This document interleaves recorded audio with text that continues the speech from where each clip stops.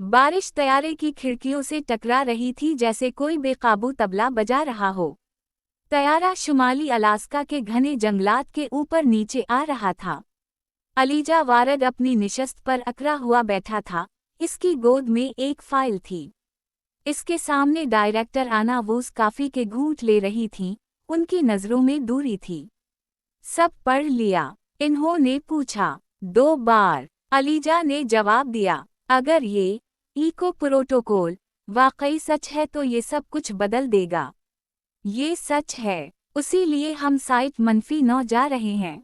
जहाज एक तंग और बर्फीले रनवे पर उतरा। नीचे मुसल्लाह मुहाफिज खड़े थे, जिनकी आंखें सियाह चश्मों के पीछे छपी थीं। सर्द हुआ में अलीजा ने गाड़ी में कदम रखा और 1 घंटे बाद वो एक चट्टान में छपे जेरे जमीन मरकज में दाखिल हो रहे थे।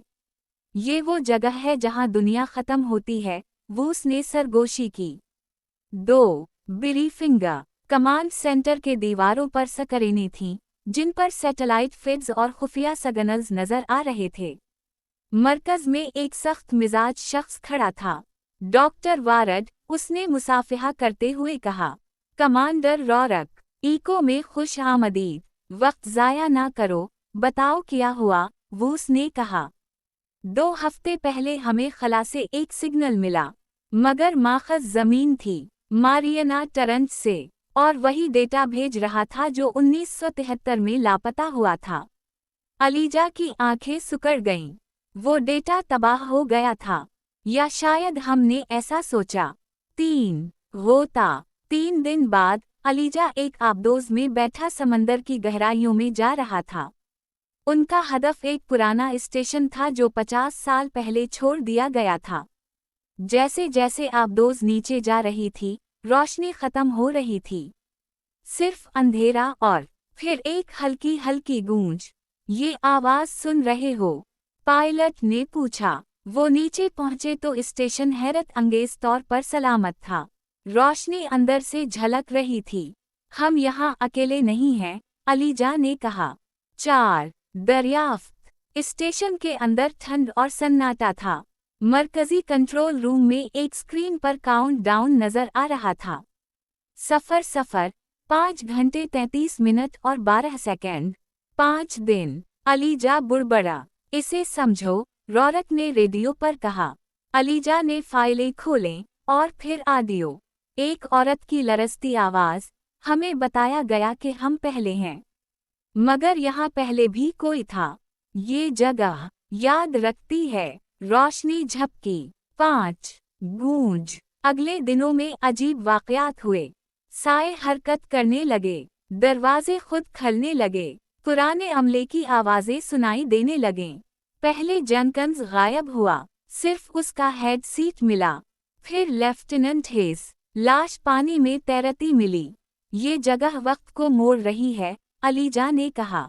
ये लकीरी नहीं, ये स्टेशन एक टाइम लूप बन गया था। वाकयात बार बार हो रहे थे। 6 इंकिशाफ। अलीजा ने पुरानी फाइल्स खोलें। एक आखिरी लॉग मिला। इससे ज्यादा, अगर कोई ये सुनता है, एरे को तबाह कर दो, इससे पहले कि ये लोग दोबारा शुरू हो। अलार्म बज उठा। सफर घंटे 12 मिनट और 43 सेकंड। अब बहुत देर हो चुकी है, अलीजा ने चीखा। 7 लोप। नीली रोशनी चमकी, जमीन हलने लगी। फिर खामोशी। अलीजा बेदार हुआ, अपने बिस्तर पर। इसने टैबलेट पर तारीख देखी। 5 दिन पहले। जेनकिंस कमरे में आया, मुस्कुराते हुए। सुबह बखैर, डॉक्टर। अलीजा कांप गया। ये सब पहले हो चुका है। काउंट डाउन दोबारा शुरू हो चुका था।